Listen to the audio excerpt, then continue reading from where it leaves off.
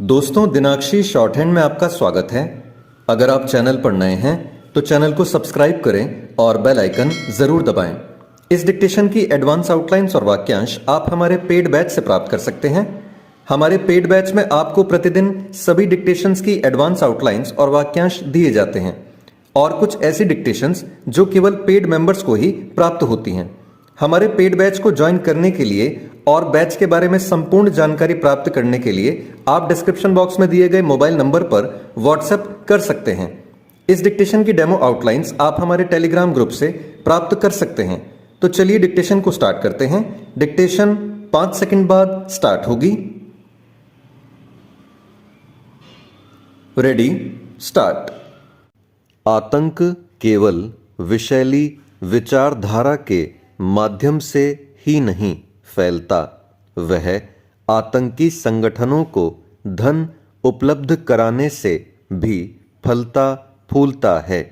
इसे देखते हुए केंद्र सरकार ने विभिन्न एजेंसियों को यह जो अधिकार दिया कि वे बिना देरी के आतंकी संगठनों को वित्तीय मदद देने वालों के खिलाफ कार्रवाई करें और 24 घंटे में उनकी संपत्ति जब्त करें, वह समय की मांग है।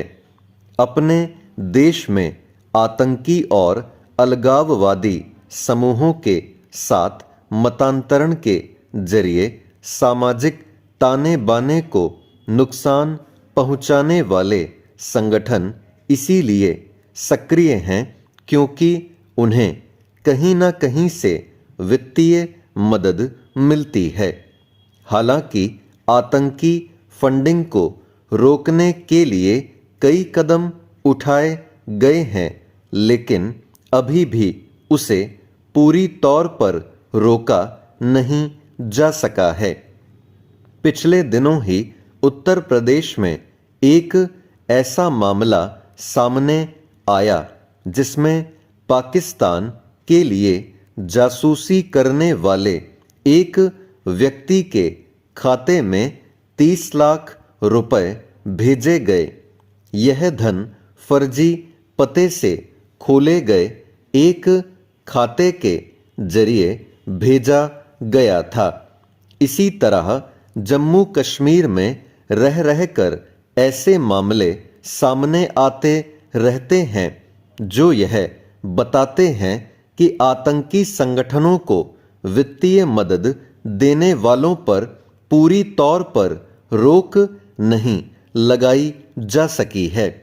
जम्मू कश्मीर में सक्रिय आतंकी संगठनों को वित्तीय सहायता उपलब्ध कराने का काम पाकिस्तानी खुफिया एजेंसी ISI अभी भी कर रही है। हालांकि पाकिस्तान आर्थिक रूप से कंगाली की हालत में पहुंच गया है, लेकिन वह भारत के लिए खतरा बने आतंकी संगठनों को वित्तीय मदद देने से बाज नहीं आ रहा है।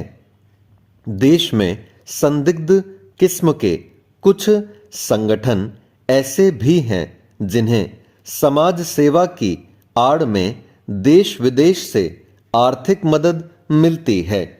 इसी तरह मादक पदार्थों की तस्करी से भी आतंकी संगठनों की आर्थिक जरूरतों को पूरा किया जाता है।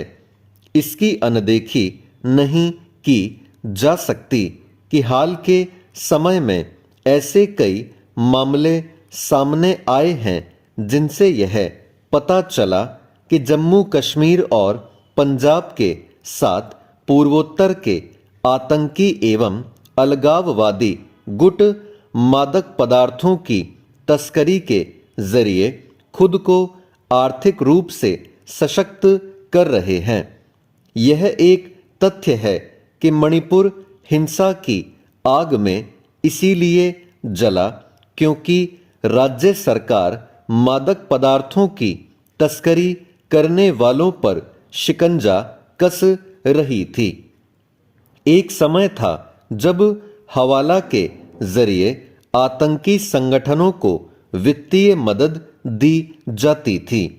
अब यह काम क्रिप्टो करेंसी के जरिए भी किया जाने लगा है। क्रिप्टो करेंसी के कारोबार को लेकर प्रभावी कानून न होने का फायदा साइबर अपराधियों के साथ आतंकी संगठन भी उठा रहे हैं।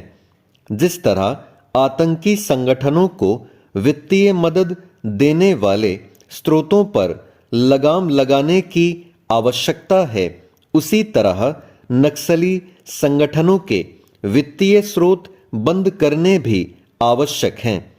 इसी के साथ इसकी तह में भी जाने की आवश्यकता है कि आखिर आतंकी एवं नक्सली संगठन आधुनिक हथियार और विस्फोटक हासिल करने में कैसे सक्षम हैं।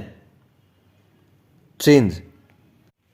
पहाड़ी प्रदेश हिमाचल में नशे के बढ़ते चलन पर सरकार, हाईकोर्ट एवं राज्यपाल चिंता जताते हैं और कई कदम उठाए जा रहे हैं। नशे के काले कारोबार पर अंकुश पाने के लिए पुलिस प्रशासन भी सक्रियता दिखा रहा है। इसके बावजूद माफिया पर नियंत्रण नहीं हो पा रहा। पिछले माह हमीरपुर में राष्ट्रीय प्रौद्योगिकी संस्थान और मंडी जिले के एक निजी विश्वविद्यालय के छात्र की नशे की ओवरडोज से मृत्यु की घटना ने सबको विचलित किया था। सुखद है कि अब लोग भी नशा माफिया को सबक सिखाने के लिए आगे आने लगे हैं, जिससे समाज में सकारात्मक बदलाव का संदेश मिल रहा है।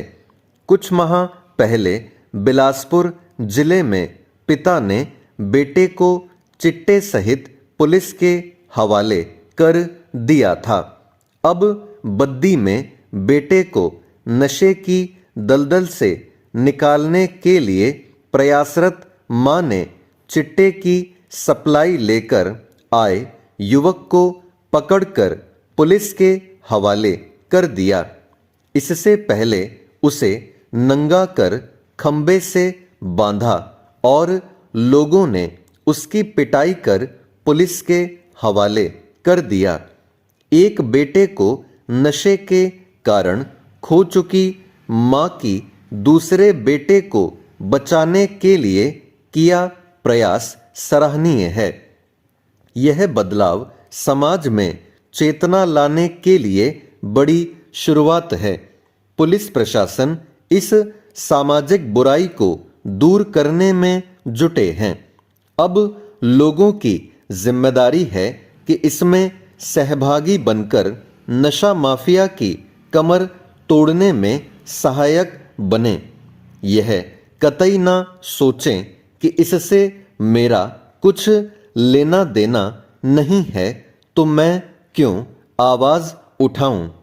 नशा माफिया को खत्म करने के लिए लोगों को सामाजिक दायित्व निभाना होगा। सब एक होंगे तो माफिया का समूल नाश होने में देर नहीं लगेगी। यह युवा शक्ति को कमजोर कर समाज को खोखला कर रही है। स्टॉप।